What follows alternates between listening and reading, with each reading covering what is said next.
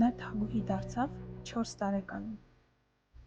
Նա կնքեց իր առաջին քաղաքական ամուսնությունը 7 տարեկանում։ 10 տարեկանում նա փախավ արքունիքից, ընդդիմանալով երկրորդ ամուսնության պարտադրանքին, բայց քանի որ թագուհի էր, հետ վերադարձավ և ստանձնեց իր պարտականությունները։ Նա աշխարհում առաջինը հիմնեց բարեգործական հիվանդանոց արքունի ծախսերով։ Ո՞վ էր հայոց այս թագուհին։ Ողջույն, ես Մանանն եմ, ազգագրագետ, սցենարիստ, և այսօր ես ձեզ կպատմեմ Զաբել թագուհու մասին։ Զաբելը Կիլիկիայի Լևոն մեծագործ թագավորի դուստրն էր։ Նա 4 տարեկանում ստանձնում է գահը և Կիլիկիայի թագավորությունը,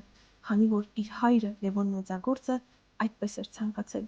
Ով գիտե, գուցե մահվանից առաջ այս իմաստուն արքան կանխազգացել էր, որ իր դուստրը դառնալու է մեր պատմության ամենափառավոր դեմքերից մեկը։ 4-ամյա Զաբելը գտնվում էր պետական այրերի հոգածության և խնամքի ներքո։ Կոստանդին Հեթումյանը, ով Զաբելի խնամակալներից մեկն էր, ամուսնացնում է Զաբելին իր որդի Հեթումի հետ և կնքվում է հայոց պատմության մեջ իր դիրքով և դերով բացառիկ ամուր ընտանիքներից մեկը և սկիզբ է դրվում Հեթումյան արքայատոհմին։ Զաբելը և Հեթումը դառնում են այն թագակիրները, որոնց մասին վաղուց էր երազում հայ ժողովուրդը։ Նրանց թագավորության օրոք երկրում ծաղկում է ապրում հոգևոր և նյութական կյանքը։ Ուսումնասեր Զաբել թագուհին անմահացավ մեկ այլ գործով ևս, որը աննախադեպ էր միջնադարի համաշխարհային պատմության մեջ։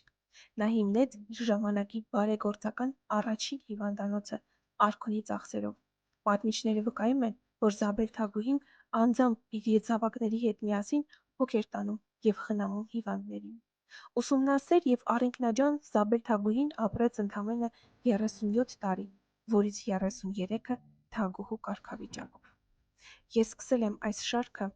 հուսալով, որ հայոց թագուհիների կերպարները և գործերը կարժանանան ձեր ուշադրությանը։